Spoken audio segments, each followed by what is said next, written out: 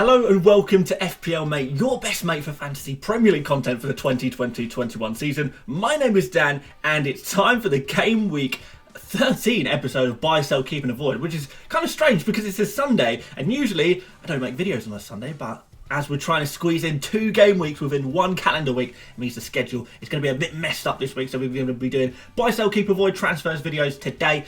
Team selection tomorrow. Might still stream tonight. We'll see what happens there. But yeah, we're going to squeeze a lot of content in this game week. So hopefully you'll all join me for this one. But yes, Buy, Sell, Keep and Avoid today. Please do make sure you leave a like if you like this series as much as I do. And yeah, without further ado, a quick word from our sponsors. So you guys may know that Buy, Sell, Keep and Avoid is sponsored by OneFootball. And for those of you who don't know what OneFootball is, it's a really great app and website for all things football. I personally use OneFootball on the mobile app to check lineups and scores for Premier League games that I might not be watching. Maybe before the match I'll check out the lineups on OneFootball and maybe check the scores and statistics during it. But also you can check out some lovely sports news, well, football news I suppose, and transfer gossip all on there as well. So good resource for all of it. So completely free. If you'd like to stay up to date with your football, go check it out, OneFootball. There you go. So very quickly, let's talk about how this series works. So buys, players who are buys are players you probably don't have but you should consider bringing in. Sells are players that you probably have already but you should consider removing from your team.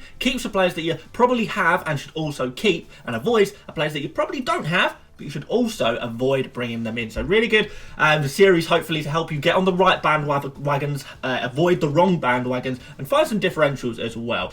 So before we get going, I'm going to start with the buys obviously as I always do, but I did want to say my buys today are a little bit out there, a little bit differential. Obviously the players that I really would be focusing on bringing in this game week would be probably Bruno Fernandes and KDB, but so many people have those players already. It seemed a bit silly for me to spend a lot of time talking about Bruno Fernandes and Kevin De Bruyne because you guys know how good they are anyway. So if you don't have those players in your team, I would recommend getting them in first. But then after that, let's talk about some more interesting buys. So Jared Bowen is my first buy. I told you they were a little bit differential.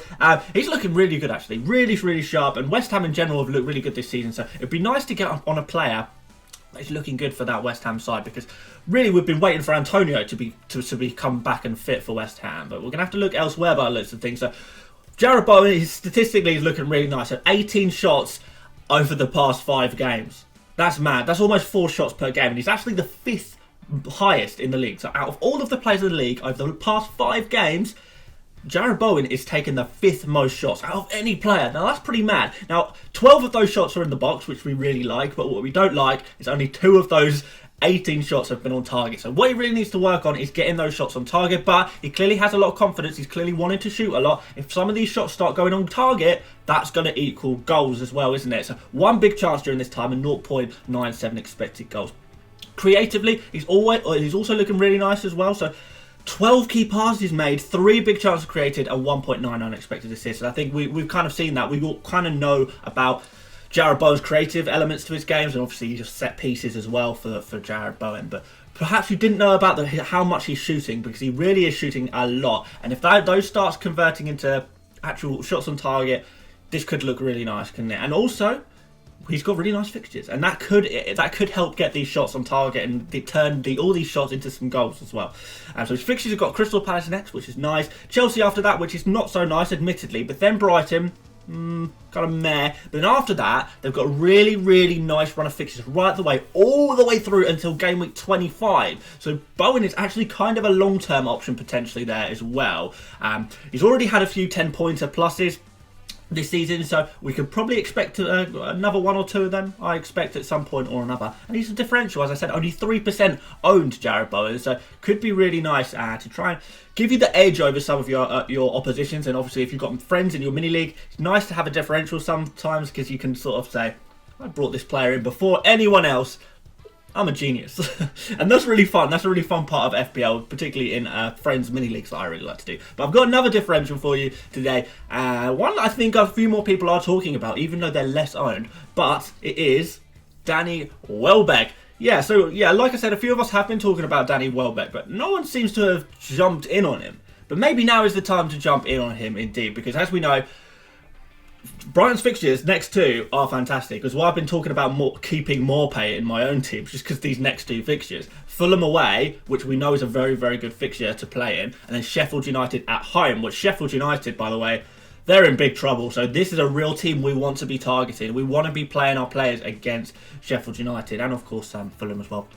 But then after that, we've got West Ham, Arsenal, Wolves, City, Leeds, and then Fulham again. So actually, again, medium term kind of thing. There's actually some good fixtures in here. I think Welbeck is the kind of position, cheap forward that you probably would want to rotate a little bit by, transfer him out for other players, depending on who's got the best fixtures at the time. But these next two look really good. You can potentially hold him on for a little bit longer than that, maybe for the West Ham game as well. And then if you want to transfer him out, fine. Or if you want to hold him, you've got that Leeds and Fulham game in a couple of game weeks' time as well that you can look forward to.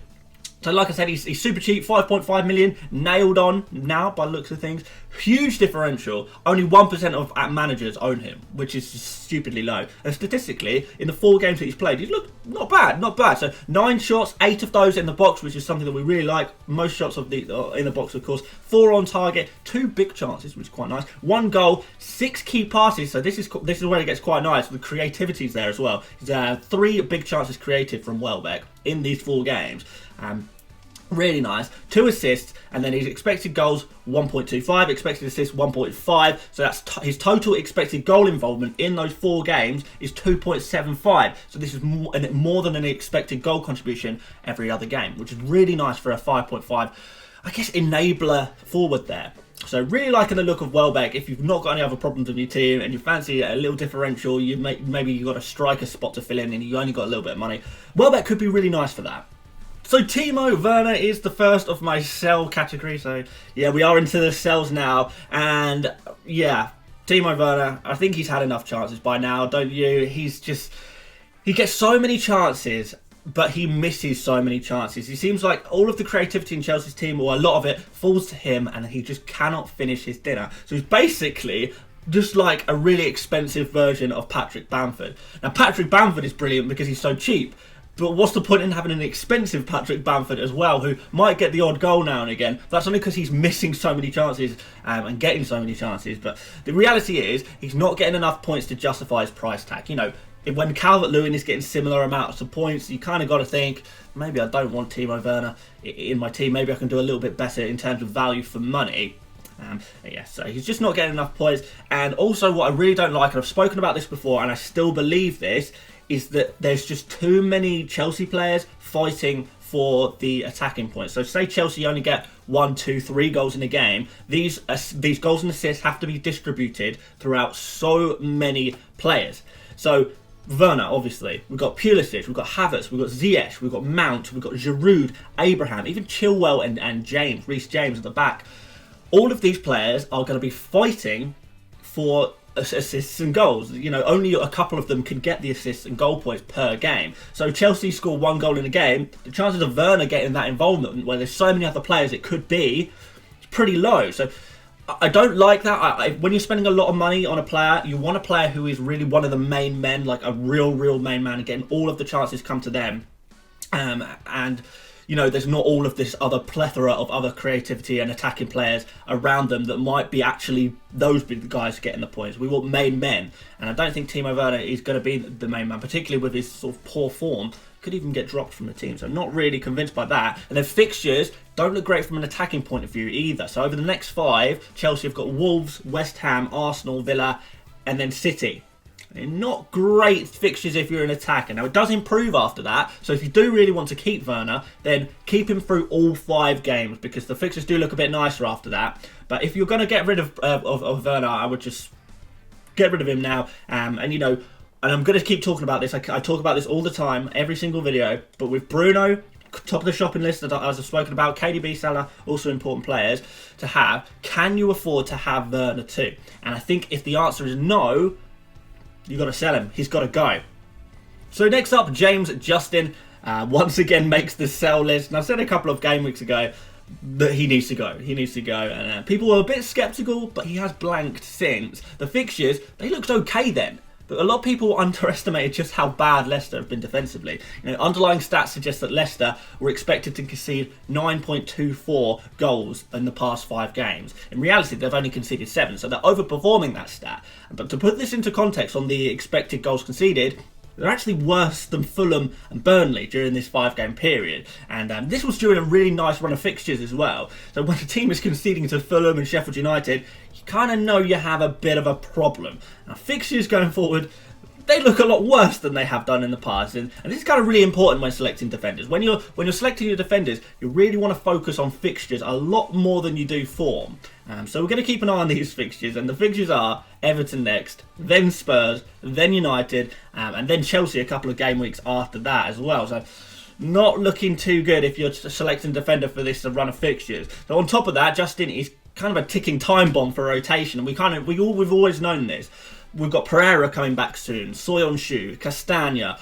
They're on the verge of playing. In fact, by the time you watch this video, or by the time I get this video out, Soyuncu and Castagna could have already played in game week 12. So basically, you've got a real opportunity here to get ahead of the curve here and kind of sell before everyone realises, why on earth have I got James Justin in my team?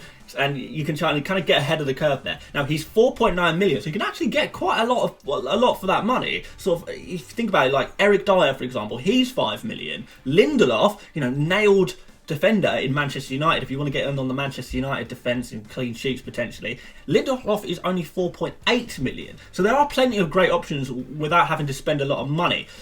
Justin, he was a great pick. I'm not going to lie to you. He was great. If you've got him now, it's likely that he's grabbed you a decent amount of points for this season. But part of FPL is knowing when to let go of a player. That time was probably last week. The second best time is now, I guess. So make the sale, switch up to another defender if you can do that. So, yeah. Let's move on to some keeps. And my first keep is Jack Grealish. And yeah, some of you will probably be thinking, why on earth is Jack Grealish counts a keep? Of course we know that you've got to keep Jack Grealish. A lot of people don't know that. You'd actually be surprised. A lot of people are actually looking to sell Jack Grealish, but judging by the stats. The stats saying that a lot of people are selling him. And I know a lot of you guys will probably actually be thinking of bringing him in. Or maybe you already have him and just know you've got to keep him. But I'm guessing that basically, because he blanks in game week 12 and then technically he blanks in game week 11, even though he didn't actually play, seems a little bit harsh to me. I still think I think that's probably why people are looking to sell Jack Grealish, which is not good, really. It's not good. It's not something you should be doing. I think Jack Grealish is kind of very much part of the template. He's already had 3 10+ pointers this season.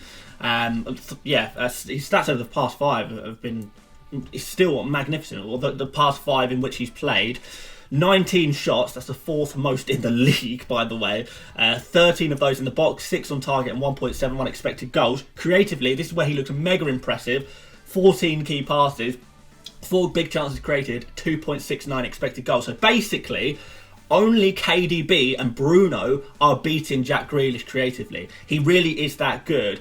He's probably the 4th best midfielder to have in FPL right now, after KDB, Bruno, and then you'd add Salah in there, and after that, it's Grealish, isn't it? And for your money, Grealish is so much cheaper than these guys. These other guys are so much more expensive. He looks like a really, really good value for money and someone you should sort of just keep in your team, to be honest. As a 3rd midfielder, as a 4th midfielder, you can't really do better. He's got Burnley next and then West Brom after that. It's one of those real nailed-on players, and this is going to be really useful over this busy Christmas period. We really want the players that are going to be playing every single game for their team, and Jack Grealish is exactly that. So basically, you just got to keep this guy. I can't think of why anyone would want to sell him, yet people are for some reason. And just make sure, guys, you're not part of that group of people selling him, because I don't think it's the right thing to do. I think it's very knee-jerk, people who are selling him.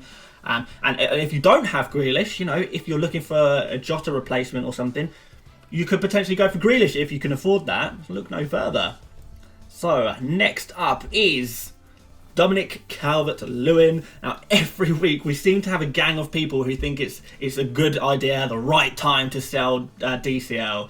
If you are selling him and you truly believe this is the right time to sell him, I suspect you're probably overthinking things. Maybe you don't know quite as much as you think you do. A lot of people are saying we can't keep scoring forever. Well, no, he can't. But he's getting these assists coming his way as well, and he is still scoring goals consistently, pretty consistently. And he's getting FPL points more consistently as well, which is exactly what we're looking for. We want players who are going to score FPL points.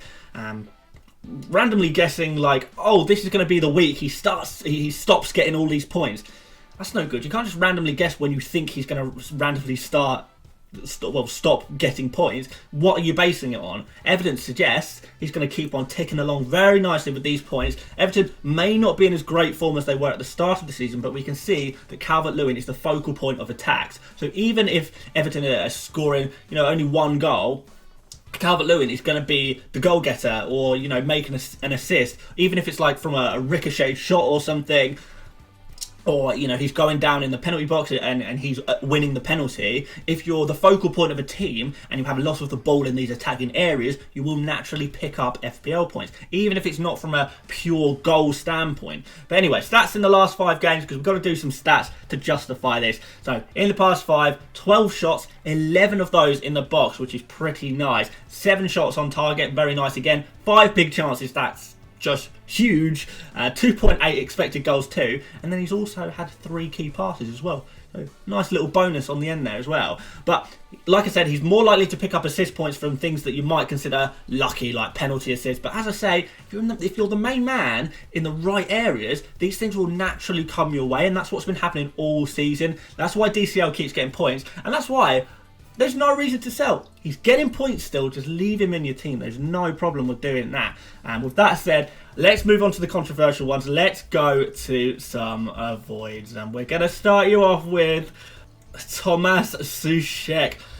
This is a really tricky avoid. This is a tricky one, because I do really like Tuchel as a player and as an FPL asset. My issue is the reasons why a lot of people are bringing Tuchel in is because they want him to be a genuine starter for their teams every single week. And the way I see it, Tuchel is kind of the perfect sub, but not really a very good starter. If you're a wild card and you want to bring him in as a great cheap bench option, then fantastic, go for it. If you've genuinely got no other problems in your team, or you have transfers to burn and you just kind of want to buy him to put him on your bench, maybe rotate him into playing in certain fixtures, benching for other fixtures, again, fine. If you want to bring him in for your bench alone, and you're just using transfers, I would seriously consider looking at other transfers in your team that you could make way before you pull the trigger on this one. And remember, players on your bench, they don't usually get you points, since they're on your bench. They're too busy on your bench. And if you're bringing him in as a starting player, well, then that is where this is a big avoid, in my opinion anyway. So don't try and cut corners and use this budget option as a starter. He's not really a replacement for a proper player, a little bit more expensive player. And I know this 9-point score, I knew it was going to turn some heads. I knew it was going to make people think, oh wow, this is the kind of thing I like. I like the look of this one. It was always going to be the knee jerk of the week, and that's why it's the second most transferred player in for this game week as things stand. 9 points from a 5 million player. That sounds amazing, right? But there is such thing as too good to be true. So Tuchel is good. He's not amazing, and the 9 points against Leeds was, I spoke about it before. It was expected. It was very much expected. Tuchel is a fantastic aerial presence. That's what he is. He likes to get in the box for crosses, score headers, score from set pieces. Leeds, on the other hand, have been dreadful at defending crosses, set pieces and headers all season. They've been by far the worst in the league in that regard. So in many ways, Tuchel against Leeds was a match made in heaven, but you can't have a match made in heaven every single week. And if you're bringing in Tuchel now, you've missed the match made in heaven. In the next 3 games, however, who have West Ham got? Well, they've got Chelsea and Brighton during the next 3 games. Now, these 2 teams, they concede by far the least amount of headed chances. And since Tuchel fairly one-dimensional in how he gets his FPL points, that means 2 blanks are pretty much guaranteed. On both of those occasions, pretty much guaranteed to get 2 points in each of them. Do you really want to bring in a player and start them that you know is super likely to blank in 2 out of 3 of his next games? That kind of seems like an odd time to buy, and therefore an avoid. So let's go on to my final player of the video and my final avoid of the video, of course, and that is Danny Ings. Again, this is going to be pretty controversial, guys. The thing is, I kind of choose avoids based on players who a lot of people are buying in, or thinking of buying in. So naturally, if you've already made this transfer, or if you've already convinced yourself this is the good transfer to make, then you're not going to like this. You're not going to like my avoids. But I don't really like Danny Ings as a transfer in this week.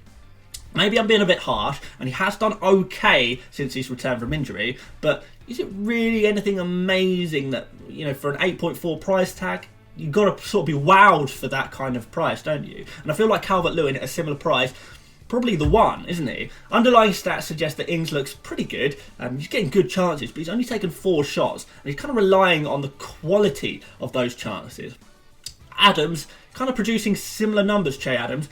He's fitter, for this busy Christmas period where Ings has a bit of a history of niggling injuries. And of course, Adams is over 2 million cheaper. So I'm not really sure why so many people are jumping on Ings.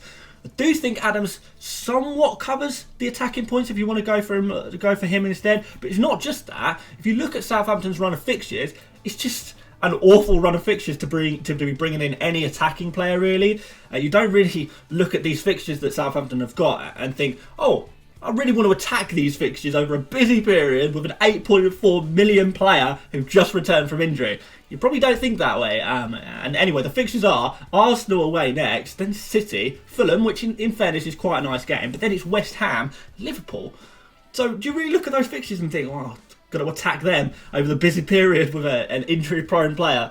I don't know, especially at that price. It seems a bit crazy. But going on long term, Southampton, it's not like their fixtures get a lot better. They've got some really mixed fixtures for a long time now, and only 1 or 2 actually nice fixtures that we would really want to be attacking, and that goes on for the next couple of months. So overall, it's just kind of not a team that I want to jump on the attackers right now. Maybe I've singled out Ings here because I wouldn't want to be looking at Ward-Prowse either. Adams, maybe I would consider him just because of his lower price, but I'm still not convinced. Defenders too, to be fair. I wouldn't be transferring them in. So maybe what I'm trying to say is avoid Southampton, maybe. I don't know. But Ings seems like a really weird one that a lot of people kind of really like the look of. I'm not fully convinced by this one. Like I keep saying, there are loads of fantastic, expensive premium players that we will want to get into our teams over the coming months. If you grab Ings, that's going to really negatively impact your ability to get those important players in, especially as Ings is a really awkward price point. If you change your mind on Ings, it's a minimum 2 transfers to fix it and take him out of your team. And if you're missing Salah, you're missing KDB, you're missing Bruno, if you're missing any of those players from your team and you bring in Ings, you can pretty much wave goodbye to any easy route to get those players into your team if you change your mind. So for that reason, he's an avoid, guys. He's an avoid for me. But maybe you disagree. But let's do a quick conclusion very quickly. So the conclusion for today is the most important players to bring in this game week are Bruno Fernandes and KDB. As I said, Bowen and Morpay, they could be really nice differentials if you've already got one or both of Bruno and KDB. Have a look at Bowen and Morpay, why not? It's time to give up on Werner, and Ings is not going to be the solution. Keep Grealish, guys. Whatever you do, keep Grealish. He's ridiculously good. And so Sheck, he's great for your bench, but he's not good enough to be a starter in your FPL teams. There you go, guys. What do you think of those buy, sell, keep and avoid? I hope you do let me know in the comments. Do you agree? Do you disagree? Is there anyone else you chuck in there? Or is there any player that I haven't mentioned today and you want to know my opinion on them? Just chuck them in the comments and I'll try and give you a response to that. But if you did enjoy the video, please do give a big thumbs up on it. That would be really appreciated. And if you're new around here, of course, please consider subscribing. And aside from that, you can check in the description for my Twitter, Instagram, support me on Patreon or join my mini league. All that stuff is in there. OneFootball, of course, in the description as well. And I may stream tonight. If you're watching this on Sunday, I may be streaming by the time you watch this or shortly after you watch this, or I may have already done it by the time you watch it. I'm not 100% sure if I'm going to stream tonight or not. We'll have to see. But you'll find out soon enough. But yeah, going to be a really, really busy first half of the week. Obviously, we've got the deadline on Tuesday for Gameweek 13. So team selection video tomorrow, that's for sure, on Monday.